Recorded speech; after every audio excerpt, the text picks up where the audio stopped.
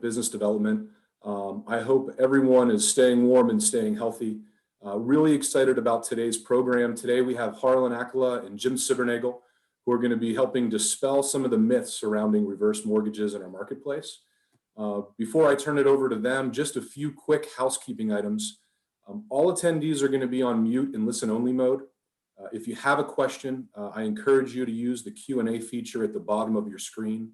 We will be addressing questions probably during the session and at the end as time permits. We're very privileged to have both Harlan and Jim here today. Both Fairway and Real Wealth have been fantastic partners to NAFA, not just recently, but for the previous years, and looking forward to building on strong partnerships in the year ahead.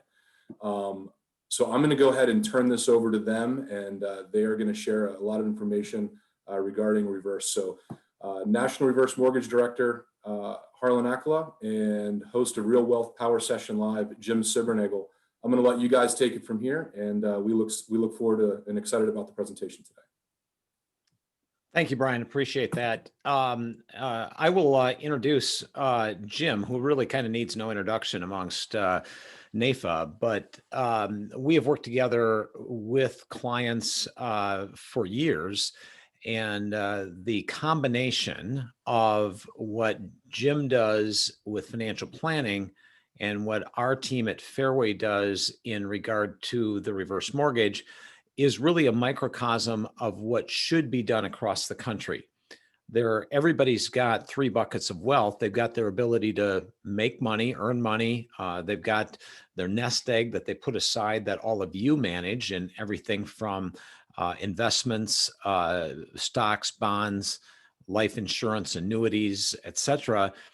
And then they've also put thousands, hundreds of thousands, millions, and actually 7.7 trillion nationally. It's the largest asset class, personal asset class in the country, which is home equity.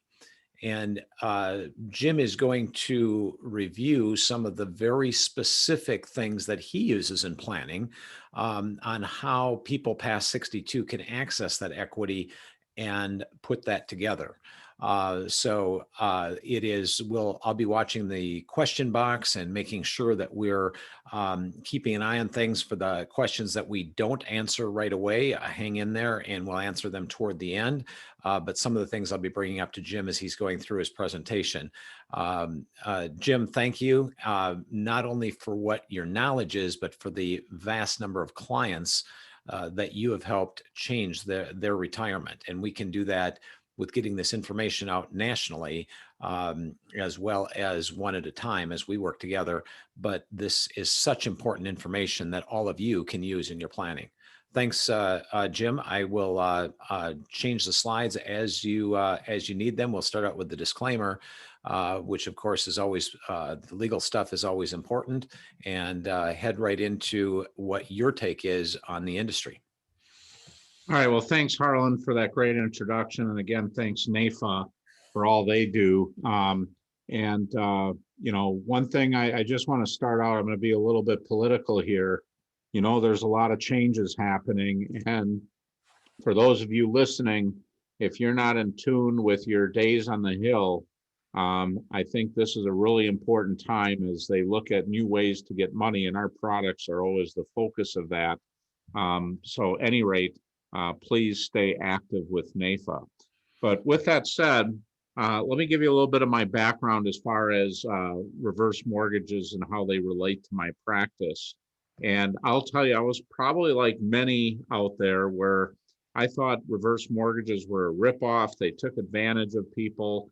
And I kind of had that mindset and, didn't really, let anybody change my mind on that, because I had seen some articles where people had gotten taken advantage of. And this was long before it got as regulated as it is today. And I happened to be reading a couple of financial publications on my way to a business conference. And two of those publications each had an article written by someone that I knew and respected in the industry, and talking about how reverse mortgages could be used as a financial planning tool. And it really opened my eyes, and it created a need for me to go out and seek out how these things really work, and can they be done ethically and things like that. And it was quite a while ago. One of the people that I learned about was actually at a local NAFA meeting that did reverse mortgages, and he told me how he did business, and it changed my attitude. And eventually he got hooked up with Fairway. That's how I got connected with Fairway. And there's a lot of good providers out there. The reason I decided to refer my business to Fairway is I've got clients in many different states. And what I like about Fairway is they have boots on the ground in every state that you can work with. And I've met a lot of their real estate folks, the mortgage folks, and they all have the same kind of moral compass that I have in putting the clients first. And I just like the way they do business. So that's how Harlan and I kind of got to working together.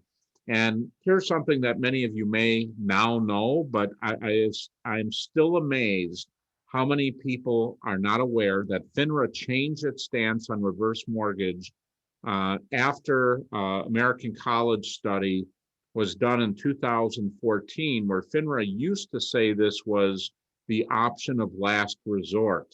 And now they're saying it's a viable retirement tool, which actually can extend the period of time that someone's retirement dollars will last.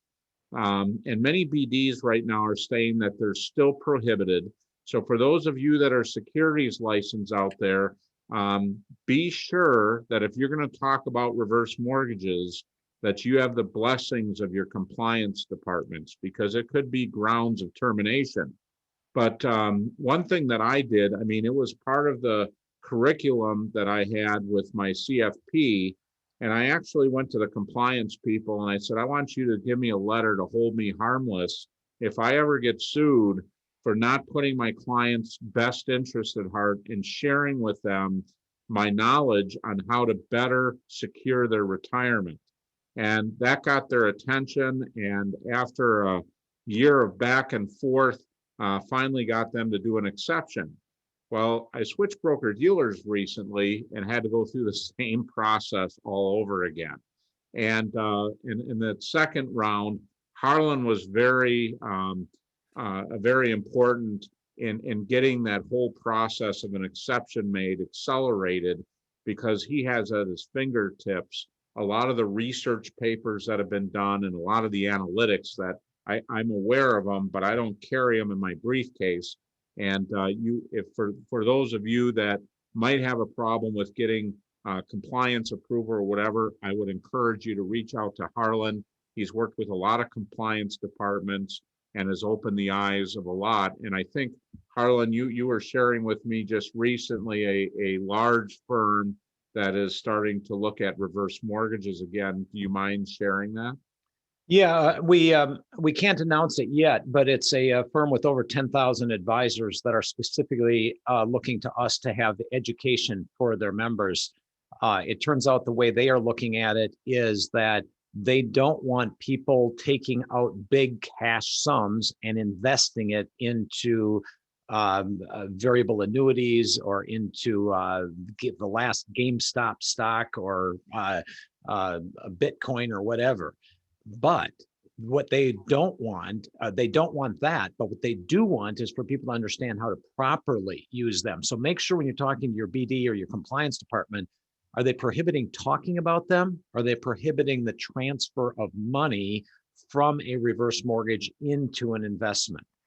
We don't want to have that happen either, because we have our own compliance, because we're very concerned about, we're a 9,000 employee company, 60 billion a year. We don't want to get sued either. So we also have a compliance department of 17 attorneys. So that's coming up soon, and we'll be making a public announcement on that. Just had a meeting with them yesterday, and I wish that I could announce it today, but I can't yet. But we're going to see a big shift and change with that, because other people are going to say, well, why did they do it? They're this huge company. How can they do it? So one thing I would suggest too, like with the RICP designation I have there, a good friend of mine, Curtis Cloak, I know took went there, and he was instrumental in creating the RICP, but he's also been kind of instrumental in opening up the discussions on the viability of reverse mortgage and how important they are in retirement planning. And one thing I would suggest to you, those of you that might be listening, and maybe you're like I was, you kind of have a closed mind to it, and the fact that your compliance department says, no, you shouldn't be doing this, you want to get yourself educated regardless of whether or not you can talk about this or not, because as Harlan said, the landscape is changing. I do believe ultimately this is going to get vast, wide acceptance once the educational process gets done. So you owe it to yourselves that you don't have a learning curve to go through, because it takes a while. It took me a while to get my head around this. So by being part of this webinar, you're definitely getting a jump start on it. So let's talk about the opportunities. So number one, a reverse mortgage can improve the cash flow potential, and that can help to be used for life insurance, long-term care insurance. I'll talk about that a little bit more later. It allows assets under management to stay consistent, possibly grow if we don't need to draw money. And I'll talk a little bit about that a little bit more later. It can be a differentiator in the marketplace, and I will tell you right now, it absolutely is. What I've found is most advisors in my area, my competition, if their compliance department says no, that's end of story. They don't learn about it. And the fact that I'm knowledgeable about it and can speak about it, they're not getting that information from anywhere else. So it puts me at a different level than my competition is. So it is a huge differentiator. So, and the advisors that I've come across that just say, no, it's not a good deal, have just not done the math. It also gives you an opportunity to be more referable, because if you have a client where this has saved the day, so to speak, or made their situation appreciably better, guess what? They're going to talk about it to their friends, and also the fact that you do this for them makes you invaluable, and they're going to stay with you. And just because you do a reverse mortgage, most people say, well, geez, now you're going to lose equity. Well, if your house grows at a value of 3% and your reverse mortgage is growing at 5%, we may still have a growth in equity. And what I'm talking about there is typically a reverse mortgage is limited how much you can take out. So let's just say your reverse mortgage is at 5%. Well, if that's on half the value of the house, but the whole value of the house grows in equity, you can still have growth in equity. It just may not be as great as if the house is completely paid for. So any rate.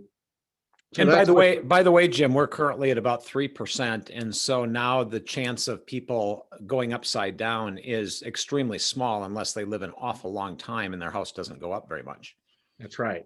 So one thing I always tell people, and we are a society, I mean, there's that old adage, he who dies with the most toys wins, right? It's all about assets. When you go to the bank, you give them a financial statement.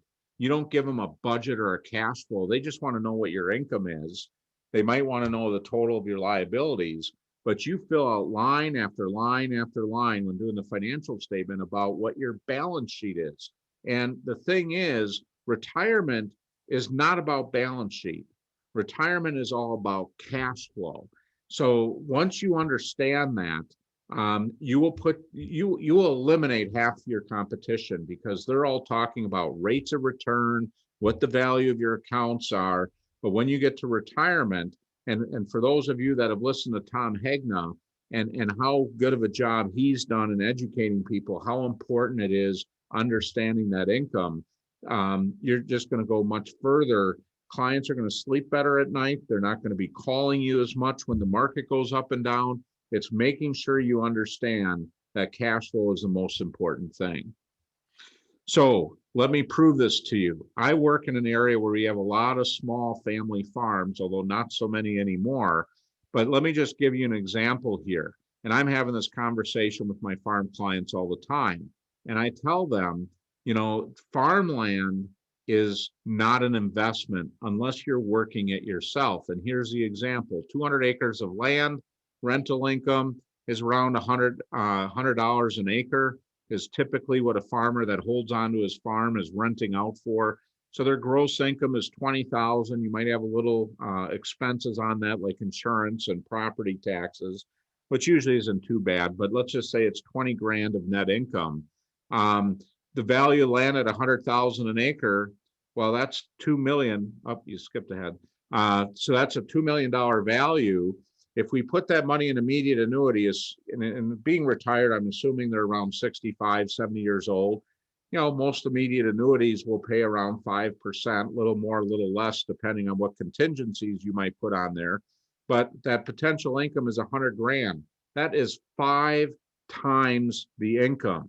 So if someone tells me, no, it's about assets, this is an example I'd use to show you it is all about income.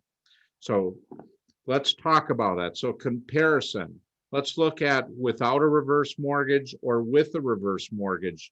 If you got a house that's worth 250,000, you got a mortgage balance of 100 grand. Okay, they're making payments, and let's just assume the payments around 1,200 bucks a month. Now the total retirement cash flow needs are 6,250 with that mortgage obligation. But let's say we just use a reverse mortgage to replace the current mortgage that they have. Okay, so now you got a house of 250. We roll that mortgage balance into a reverse mortgage. So the balance is 100,000. What's the mortgage obligation? 0. Now their total retirement cash flow needs are 5,000. So one of the critical ways we can use a reverse mortgage, and this is a way it can improve a client's cash flow. So and by the way, this is something that 44% nationally of your clients who are over 62 are still making a mortgage payment. They're taking money out of investments, they're taking money out of Social Security, or they're still working to make a mortgage payment when that mortgage payment can go literally to 0. Everybody's excited about refinancing. There's a 44% of your clients that you should be looking at to eliminate their mortgage payment, because how much money do you need to make a $1,200 a month payment? That is a very significant chunk of assets that's going to be required, depending upon if you figure 3%, 4%, 5%, whatever. That's a lot of money to be able to spin off $1,200 a month. If you can take that to 0, that makes a dramatic difference in the cash flow. You know, and one thing, kind of a side note on that is, you know, I've got a lot of clients, no matter what age they are, they've got these mortgage obligations set to pay it back so that their house can be paid for. And, you know, I remember, I think it was Peter Montoya or someone like that. They had this thing about money. You know, what is it that's important to you about money? And then you keep asking that 4 or 5 times to get down to the root of it. Well, if I ask people what's important about having your house paid for, if you ask that question enough times, it'll come down to the only reason they want it paid for is so they don't have a mortgage payment. Well, why wouldn't we try to eliminate that mortgage payment for the least amount of dollars? And that's what a reverse mortgage can do. You know, another thing is if you're dealing with younger clients, you know, I'm talking about reverse mortgages to people in their 20s and their 30s and their 40s. I'm not just waiting till they're at the right age. And I'll tell you, for myself personally, I've got it scheduled that when I turn 62, I'm going to have just enough equity in my house to be able to do a reverse mortgage. So I'm not trying to prepay it. I'm not trying to get it done early. And I'll tell you what, if I could do a 50-year fixed mortgage, I'd do a 50-year fixed mortgage. But on the flip side, let's say I'm 55 years old, I'm thinking of refinancing. Okay, well, should I do a 30-year fixed? Well, if I'm planning on doing a reverse mortgage, I might want to do a 7-year ARM, because why would I pay extra to lock the interest rate in for 30 years if I'm not going to be worried about that in 7 years?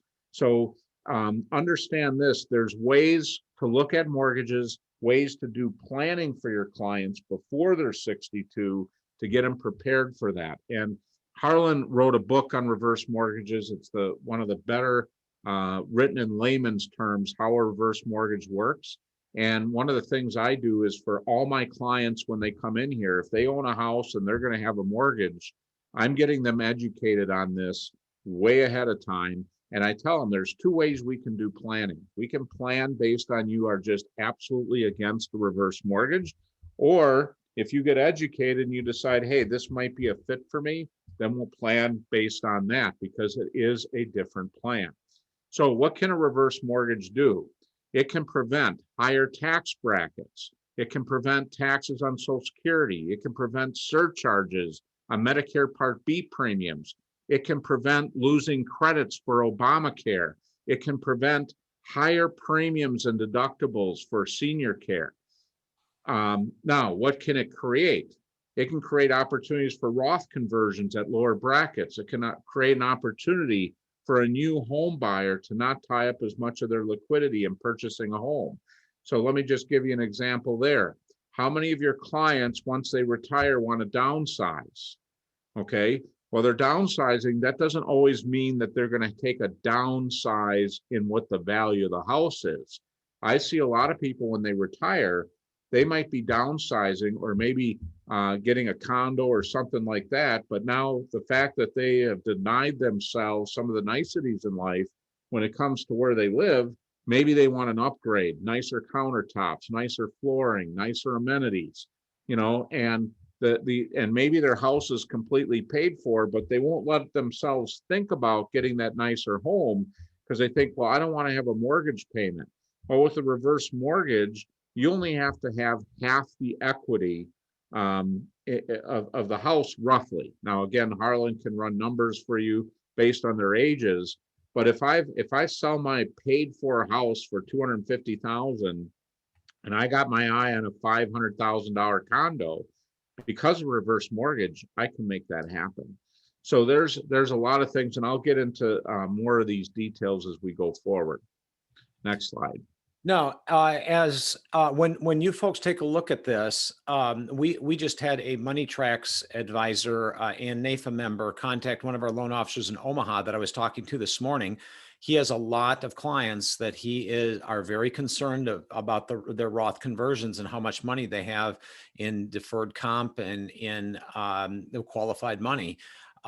He plans as of this month, on March 1st, he's going through his entire database and finding people over 62 because we will that have paid off houses that need to do Roth conversions. And he's going to use the money from the house to pay the taxes so he can convert 100% of that money. There's probably nothing that Jim is more excited about than Roth conversions and making sure that that money is transferred out. But that is certainly something that is not a loan of last resort. It's a plan ahead thing. And that's something that we're seeing more and more of, is using this. We had a physician that had $1 million house, $4 million in IRAs, took out a reverse mortgage only to pay the taxes on her conversions over the next couple of years. So I look at this as 4 hedges. Can be used as a hedge for long-term care, falling markets, falling real estate prices, and taxes. And we'll go into that in more detail. Next slide. So let's talk about the long-term care hedge. One of the questions I ask all my clients, first of all, is whether or not they plan on staying in their home till death do they part. And I always ask the question, what happens if you have limited mobility? Okay, would you be able to safely stay in your home if that's their goal? And a lot of clients, they live in a tri-level or the laundry's downstairs. They haven't really even thought about that. So one thing is, I want to make sure if they're going to do a reverse mortgage, it's appropriate. They're going to be staying in their house. And I know with Harlan, and I know with other reverse mortgage folks, they've done the math where they'll say in 2 to 3 years is a break-even point. I'm a little bit more conservative. I want to see that my clients plan on living there at least 5 years before I have them go through that. But it's absolutely up to the client. But you've got a lot of clients that they want to be able to stay in their home, and some of them want to stay at home even if they need care. So the thing is, if I know they're going to be staying in the house, if I get a reverse mortgage for them, not waiting till they need it. I get a reverse mortgage for them as soon as I possibly can. So let's say they got their house paid for. We do a reverse mortgage. Harlan will show you a little bit later how that value of that home equity line goes up automatically every year, regardless of markets. So at any rate, so without a reverse mortgage, let's say somebody they want to stay in their home and they want to modify their home. Well, if all their money is in taxable retirement accounts, they got to pull that money out. Now, we don't know if those home modifications will be tax deductible or not as a medical expense. It's very questionable. So we're taking all that money out. And let's say it takes $50,000 or $100,000 to modify that home.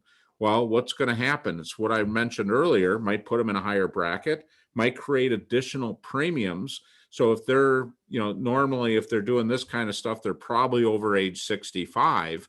Well, if you start hitting those higher premium, your Medicare gets higher. It might create taxes on Social Security that they might not be paying now if they're not maxed out. So that's the problems without a reverse mortgage. With a reverse mortgage, they got easy access to pay for long-term care for someone who wants to stay in the house. They can just take the cash out, modify the house. Maybe it's supplemental income to pay for long-term care. I've had clients, and let's face it, if you're not in the long-term care arena, and you're not aware of what's going on. First of all, with Medicaid, you've got a lot of misconceptions that, Medicaid will pay for it. Well, you have to be broke to get Medicaid. So that's a problem. The second problem is if they're a veteran, okay, we have aid and attendance benefits. Well, they just watered that down. So with Medicaid, you cannot make gifts within 5 years of needing care with to get aid and attendance. There's a 3-year look back period. And I know here in Wisconsin, we have retirements are protected for the healthy spouse. There's only a handful of states that have that. There's a couple of states that retirement accounts are protected completely. But then the house is not protected and they can put a lien on it. Well, if that's the case and I'm paying for long-term care, should I use retirement dollars that might be protected, or should I use the equity in the house that's going to go away anyway? So this just puts you in a heck of a lot better position for facing long-term care. And let's face it, rules can change. Isn't it good to have options? Okay. And the reverse mortgage just gives us a heck of a great option. So, I could spend an hour on this easily, but you get the gist of it from what I just mentioned. And if people have questions on that, we can cover that after the presentation. So what about falling market hedge? All of us have heard about the red zone of retirement, the 10 years before retirement to the first 10 years of retirement and all the risk of the timing and the volatility and everything else.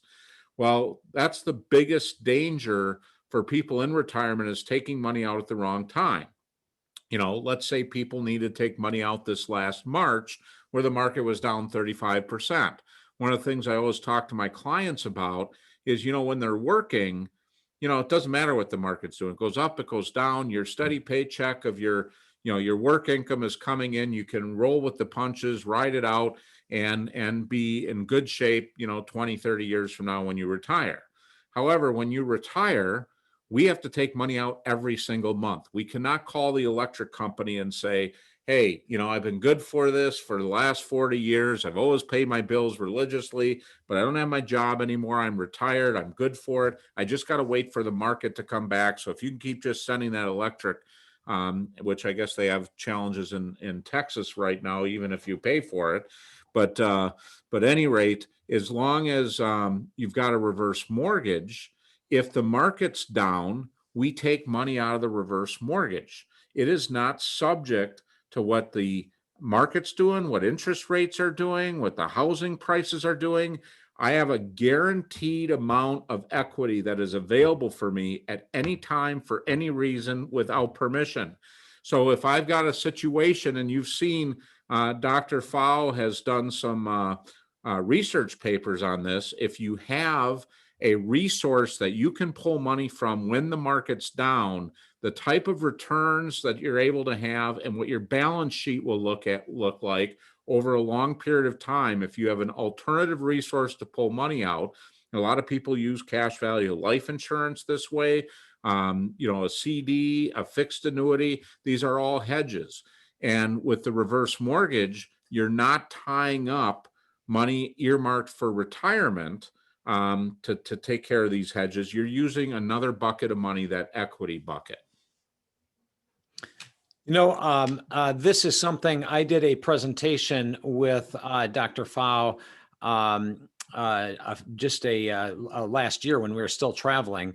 And it actually, and we can share this with our listeners. Well, can you just go back, Harlan? Let me just cover that first page and then have you go through that. I will do that. All right. There we go. We are back on there. All right, thanks. So the next segment, and I'm going to have Harlan go through a bunch of examples, but I also look at this as, it's kind of interesting. People say, I don't want to reverse mortgage because I don't want to lose the house. Okay. Well, first of all, they will not lose the house because of reverse mortgage. They have the guaranteed right to stay there, even if the house is upside down. Okay. And they don't have to make any payments. Try that with a traditional mortgage. Have the house go upside down and don't pay anything on it and see how long you get to stay in your house. You don't. Okay. So a reverse mortgage is very unique like that. And it's a non-recourse loan. And that is critical. Non-recourse, for those of you that may or may not know that, means you are not personally guaranteeing that loan. It is only the house that guarantees that loan.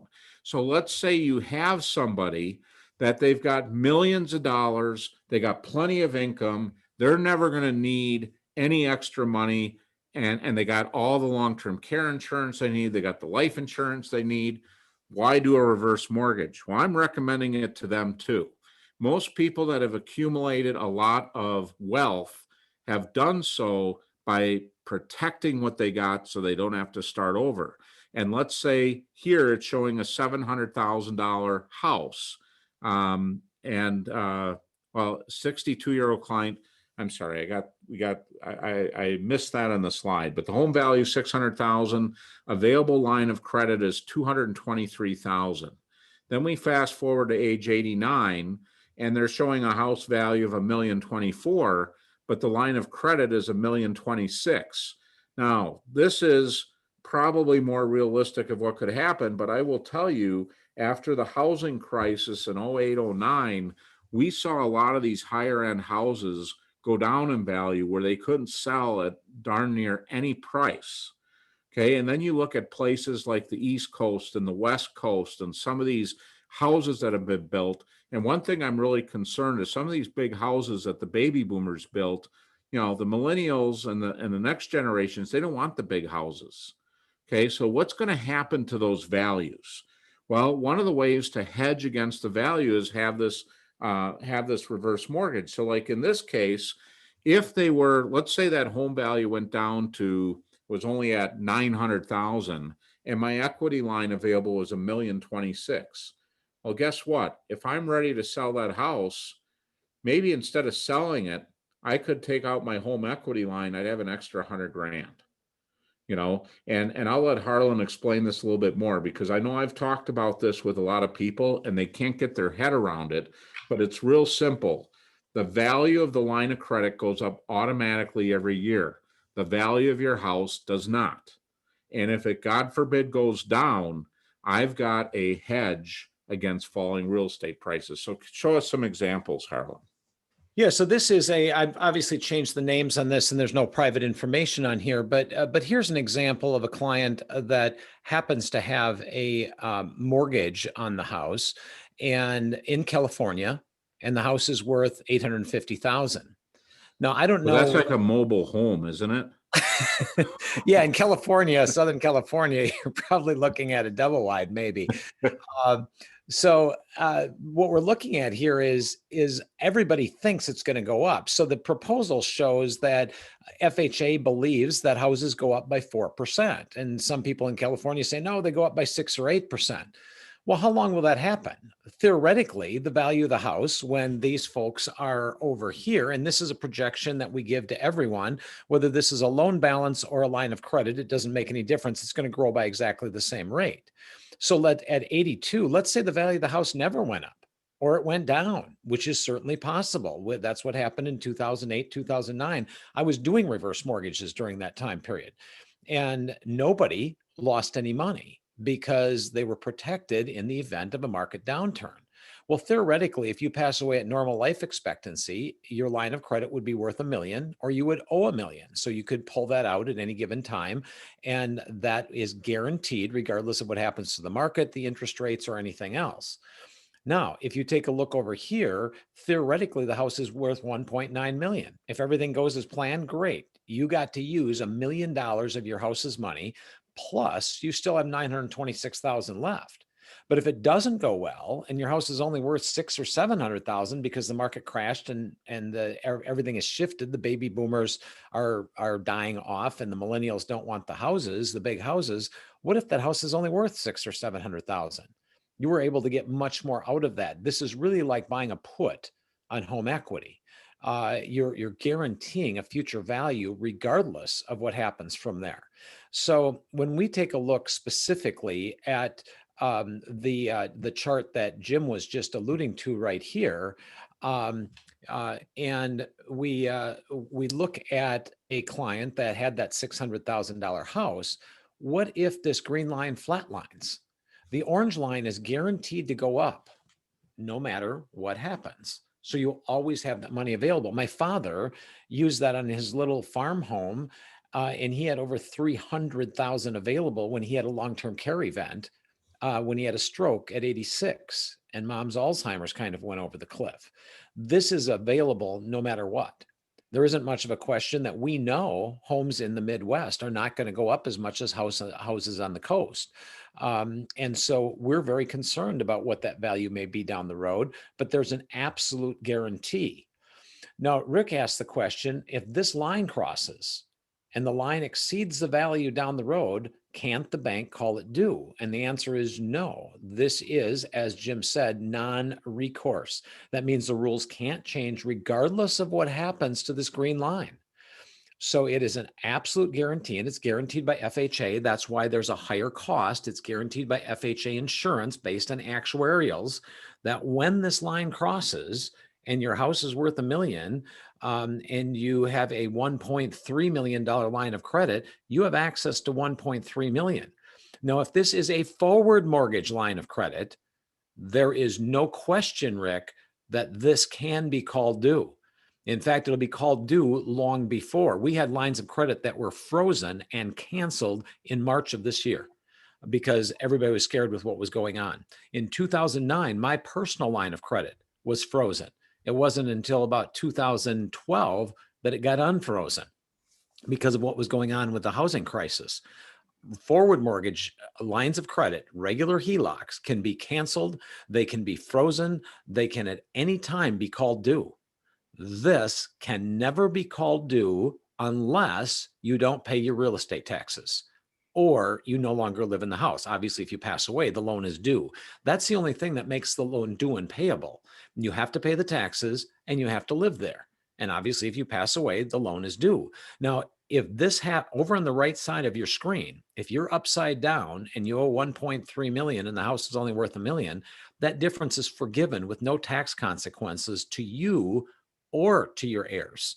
Or to your estate or whoever. Nobody can collect on that because FHA mortgage insurance covers it. You are, nor your heirs are personally liable for that loan. This is the only residential mortgage in the country that is not owed by you. It is owed by the house. It is a collateral-based loan, and you do not have to worry about whether or not you're making that payment. That is so important to understand and so critical because if you have zero risk, you aren't guaranteed that you're going to end up with any equity because we don't know what the value of your house is next year, say nothing about 30 years into the future. But we will guarantee that no matter what happens to the green line, the orange line is going to be available. And this is figuring at a higher interest rate right now. When you're 62, you can get half of the value. You will get a $300,000 line of credit. This is illustrated that if interest rates go up by 6% and house values only go up by 2% and the line crosses, you're still going to be okay. But right now you can get half the amount at 62. If you're 80s or 90s, of course, you can go up to 75%, but you can get half right away. Put the line of credit in place as a hedge when you don't need it. The bottom line is everybody says, when is the best time to borrow money? When you don't need it. And then people say, well, when else should you borrow money? Well, when it's cheap. Well, right now, if it's cheap and you don't need it, this is a great time to borrow money. So that's so important. And I'll flip back to your slides. From there, I can show you example after example. I've personally dealt with clients. I've been doing this since 2004 that were upside down when they passed away. People that took all of the money out and used it, had fun, gave it to the kids, worked together with inheritances, ended up upside down. My own uncle ended upside down over on the right side of the screen. He had $300,000 in other assets at 94 years old that he passed on to his heirs. But his house was upside down and it didn't matter. He didn't have to pay a dime. The realtor sold it. In fact, it ended up being a bit of a tax break for his heirs. That is what is so incredibly safe. When people say this is dangerous, it's dangerous not to have it. Kristen said, can you or would you ever refinance a reverse mortgage? Yes, you would. If the green line goes up faster than the orange line, you would want to refinance and get more money out and get a larger line of credit. You would never refinance if you went upside down because, of course, it wouldn't be as favorable. But if the green line goes up faster because you think values are going to go up, you can refinance that. Now, when you're listening to Harlan, a lot of people say this is too good to be true. It's not too good to be true. It's too good to be free. And one of the bad raps that reverse mortgages have is that they take, they look at the costs that are up front. And what's different about a reverse mortgage versus a traditional mortgage is all the costs, are up front and it's very transparent. And one of those costs is that guaranteed mortgage insurance. So they're paying for that up front. So it's not like, they're getting a free deal here. They're paying for it. But this is also why you want to have your clients prepared on whether or not they want to do a reverse mortgage. And if they do, the sooner the better. Now, if I've got a client saying, well, as soon as I retire, we're going to move, here and I'm going to retire in a year. Well, I wouldn't do the reverse mortgage on their existing house, but I would have them set up to do a reverse mortgage on their new home purchase. Another thing that's important consideration is, the rules do change because a few years ago, when people weren't living as long, we were able to get a higher percentage of equity out. Well, then it went down, but now because interest rates went down, we're back to being able to get a little bit of higher equity amount available from the get-go. But the trend has been to not make as much equity available because of what you just saw on that graph. They don't want to have people living to 100 and have these properties be way upside down and people just taking the cash out and they're left 300,000 or 400,000 short. One other point I'd make about that too is, so like you were talking about your uncle Harlan, who was 300,000 upside down. The cool thing with these reverse mortgages too, if it's still there, and you can let me know if it's not, but the heirs are able to buy the house for 95% of fair market value, not loan value, but market value. So let's just use an easy number. Let's say you got $1 million house and they've got $1.4 million that equity was taken out because they're out in California and the value came down. They could buy that house for $950,000. Am I right on that, Harlan, or has that changed? No, that's exactly right. You can buy the house for whatever the mortgage, or you can pay off the mortgage. Let's say you got $1 million house and you owe 300,000. Well, you only have to pay 300,000. You don't have to pay 95% in that case. But if it's upside down, the maximum amount that has to be paid back is 95% of the appraised value. So many borrowers or many kids bought their parents' houses back out of the reverse mortgages, even though when they inherited it with 95% in Las Vegas, California, Arizona, Florida, where things had dropped down. There was a case in Nevada where the house went down to the condo went down to 50,000, a $200,000 condo. They bought it for 95% of the 50,000. It's back up to 200 grand. That is, you're guaranteed not to lose, and you always have that option. So at any rate, so that's the kind of the housing hedge. And that was a hard one for me to get my head around for a while. So if your heads are spinning a little bit, that's normal. So let's talk about a tax hedge. And Harlan kind of started talking about some of this stuff and how I use this as a tax hedge. And so what I'm using here is a married couple. And this is supposed to read 32,500 of modified adjusted gross income. There's one too many zeros there. And we went through it yesterday, and unfortunately that edit wasn't made. But anyway, 32,500 modified adjusted gross income, Social Security of 30 grand, a pension income of 12 grand, and they want to purchase a vehicle for $50,000. Now, why is modified adjusted gross income important? Now, I've got a lot of clients that would fit this profile. They are living very modestly. We're here in the Midwest. Cost of living is cheap, but modified adjusted gross income, if you remember this, or if you don't know, that is a formula that determines whether or not Social Security is taxable. So basically, they take all your taxable income, add in half your Social Security income, and they come up with a number. If you're over 25,000 as a single individual or $32,000 as a couple, they start taxing your Social Security. Now, I can do an hour session on this. I'm not going to. You'll just have to trust me that that's the way it works. So in this example, they're not paying any taxes on Social Security, and they may not be paying any taxes at all with the standard deduction. So what would happen if I took 50 grand out of their traditional IRA and paid taxes? This will cause 85% of their Social Security, or 25,500 of additional taxable income, just by drawing that 50. Not only do they pay the tax on the 50 grand, they're going to pay tax on an additional 25,500. So option 2, finance the vehicle over 5 years or 60 months. The payments would be roughly $10,000 a year plus interest. This will create modified adjusted gross income of $37,000 and cause some of the Social Security to be taxable.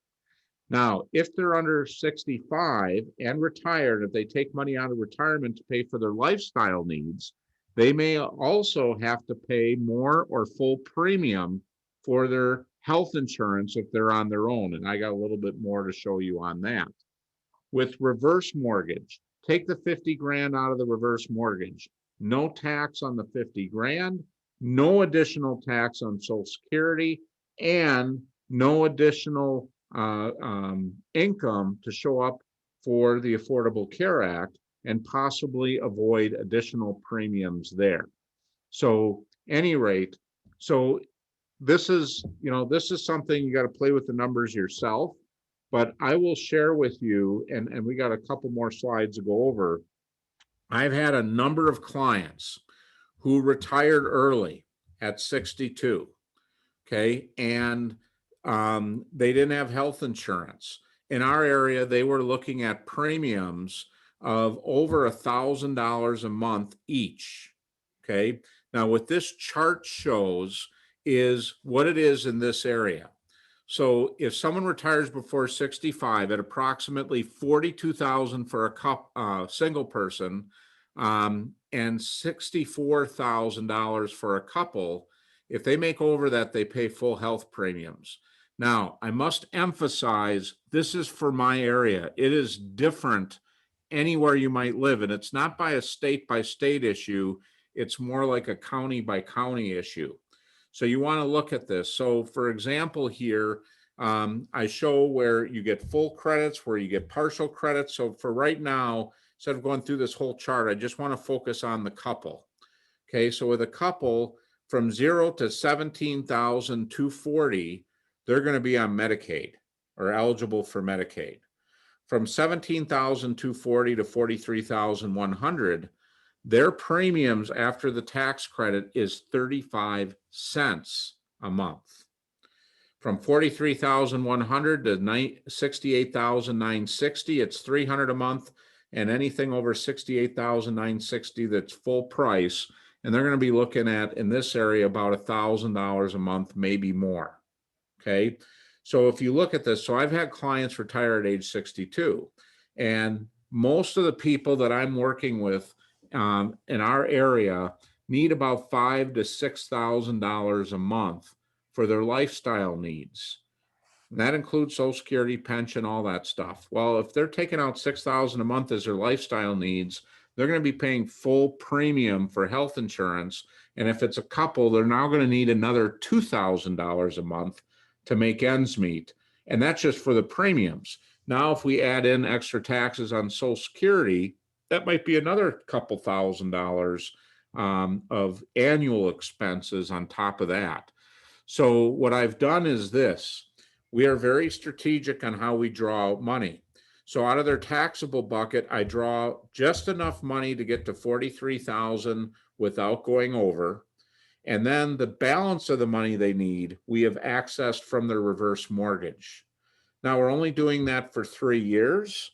But by doing that, I'm keeping them from having to pay extra tax on any Social Security. I'm also getting them to not have to pay that extra premium. So this gives you an example of how this can be a tremendous hedge, not only for taxes, but also for things like Medicare premiums and Affordable Care Act premiums. Now, I want to pause there because I just covered a lot, Harlan. Are there any specific questions just on this alone? I don't have any right now. I answered most of them that were coming through. So I think that we're good right now. But the key is remember, if you can draw from a non-taxable bucket, just like you can from life insurance or anything that is non-taxable, that impacts everything else.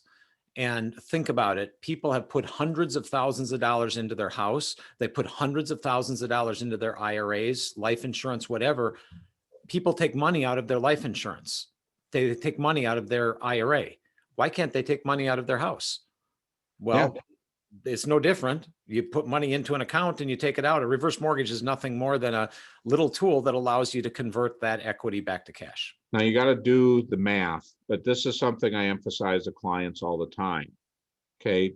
A reverse mortgage is balance sheet neutral. So think about that for a minute. If I'm taking out my reverse mortgage, I'm not taking out of another source. If we need money, we need money. So if I need to take 50,000 from somewhere, it's going to affect my balance sheet by 50,000. Okay. Now, if I buy a car with it, well, maybe it didn't affect it by 50,000 right away, but it certainly will over time. But if I go out and blow it on a cruise or something like that, it doesn't matter where I take the money from, it is going to affect my balance sheet. So this idea that people have, if I have a reverse mortgage, it means I'm disinheriting the kids, is just not looking at the full picture. So, any rate, so Harlan touched upon this, and that is Roth conversions. Okay. Now, couple history lessons. Roth conversions almost went away. For those of you that were not paying attention and aren't completely active with the IFA pack with NAIFA, here's a reason to be active. In 2016, none of us saw this coming, but the House version of the current tax law that we're living in now did away with Roth conversions. Nobody could do a Roth conversion. And when Roths first came out for many, many, many, many years, all the way from 97 till 2010, okay, we were not able to do Roth conversions if someone made over 100,000, and that was never adjusted for inflation. Now we have no limit. Anybody can do a reverse mortgage at any time. So one thing is, if a client is using a reverse mortgage to live on, that gives them more room in a lower bracket to do Roth conversions, could also be a source to pay taxes. So let me just kind of walk you through this. So let's say I've got a client and you look at a couple, they can make up to roughly 110,000 before they get into a 22% bracket. That's all at 12. We know for a fact that that 12% bracket is going to go up to 15%. Okay, now that's not a 3% increase. That's a 25% increase in taxes. Okay, 3% on 12 is 25%. So we know taxes are going up that much. Well, if in one of the Social Security strategies that I use, typically as a general rule of thumb, whoever's got the bigger check, I'm waiting till 70 anyway to draw. So now I might have one of the spouses collecting their smaller check of maybe $1,000 a month or so. So we've got very little income coming in, and we use the reverse mortgage to live on. Well, that means I've got maybe 80 or 90 or 100,000 I can convert without any without any high brackets. Okay, so the reverse mortgage can be used a couple ways to come up with the cash to pay the tax. Okay, so if we're doing a Roth conversion, let's say they don't have any liquidity whatsoever outside their traditional retirement accounts. Well, if I take money out of the reverse mortgage, number one is in order for it to season and be completely tax-free, I got to wait 5 years. Well, that gives me some bridge money to live on. Also, what's better, tax-free growth in a retirement account, or is it better to have equity growing in the house? Well, the equity grows in the house regardless. Okay, well, now we've got that Roth IRA growing unlimited. Now I know we're getting close to the end and we'll have time for questions, so I'm gonna speed it up here a little bit. Bonus idea, leverage mortgage interest deductions. Harlan kind of talked about this under the old rules, which were scheduled to go back to in 2026. They also said, the Democrats said when they got in office, first order of business is to repeal the Trump tax cuts. Now, if that's all they do, mortgage interest deductions come back with no limit. Okay, well, one cool thing about a reverse mortgage is that mortgage interest doesn't get paid until the house is sold or you decide to pay it off on your own. Well, the cool thing about this is that mortgage interest deduction, if you die, that mortgage interest gets paid by the kids. Okay, they might be able to take a deduction. Or if you decide to sell your house, move into a condo or move into a senior living, 20 years later, and you've got 200,000 of mortgage interest that just got paid. And we're going to get paid by the equity in the house. Is that taxable on a personal residence right now? For a couple? No, it's not, up to $500,000 of gains. Okay, so if a spouse dies, there might have been a step up. If both die, there's a step up. So we might be using all tax-free dollars to pay that mortgage interest off, and we get to deduct the whole thing at once. Pretty cool thing, huge tax planning tool. Don't know if that's going to exist in the future. It doesn't right now, but I am preparing my clients that if that happens, that might be something we want to do some planning around. So with that, I'm finished. I know we got lots of time for questions. Harlan's got other examples that he can show. One quick question for you, Harlan, and that is, I know there's a limit on reverse mortgages, and it's something like 400 some thousand or 500,000 is the maximum, but there are a thing called jumbo too. Do they both work the same, or what's the difference? Yeah, we FHA limit is a home value of 822,375. Jumbos go up to 8 million. So pretty much any of your clients, we're going to be able to help them out. Different programs, all of them are non-recourse. All of them require no payments and have different qualification because there is no payments, easier to qualify for. No, Harlan, when you say that 800 some thousand, that's the amount of value that would be considered. Right. And So then they get their percentage based on their age, right? Yes, you're going to get between 50 and 75% of that. Okay. That is exactly correct. And then what's the difference between that and the jumbo? The jumbo, the FHA has higher costs up front, lower interest rates. Jumbos have no cost at all on the insurance, but higher interest rates. So it's a give and take depending upon how much your house is worth and what you want to accomplish in a line of credit or what your real goals are. And that's why we do this in conjunction with advisors. And I want to make it very clear, nobody at Fairway, 9,000 employees, nobody sells insurance, nobody sells investments. That's what our partnership with NAIFA and all of you is really about, is working together. Just like Jim and I work together, our firms work together. that is critical that we do this to change the way retirement is done in this country. I couldn't be more thankful for the things that I've learned from Jim and the things that when he's working with our clients or vice versa, it makes a dramatic difference in how that planning happens. And Brian, I bet you that we're just kind of going right to the top of the hour, aren't we? We ran it to the limit, and I know there were a lot of great questions that came in, during the session. There was one that was asked, is this going to be available, this recording available on a public site? Yes. It is recorded today. It will be posted. We have our limited and extended care planning center within the NAFA website at lecp.nafa.org. And you're going to be able to access the recording and event notes as well.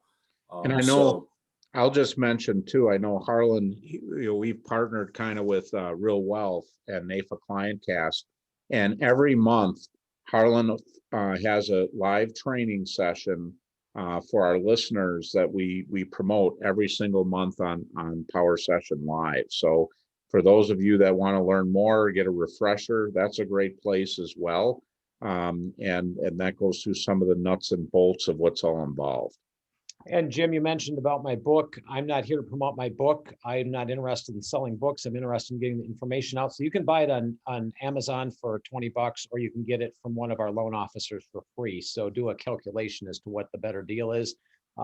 Feel free to send an email to reversesales@fairwaymc.com, and we will make sure that we get you paired with somebody that can help you with that. And I'll tell you, if you got an analytical type, I know they can also make available a book by Dr. Wade Pfau. So for engineers, that's a good book. For the rest of your clients, Harlan's awesome. We'll make that either one or both available too, depending upon what you'd like. Excellent. Well, Harlan, Jim, it's a pleasure. We appreciate you guys carving out some time for us today. Thank you for your insight and your partnership. Everyone on the webinar today, we wish you well, stay healthy, and stay tuned for more content from lecp.nafa.org. So thanks a lot. Have a great day. Thanks, everybody. Cheers.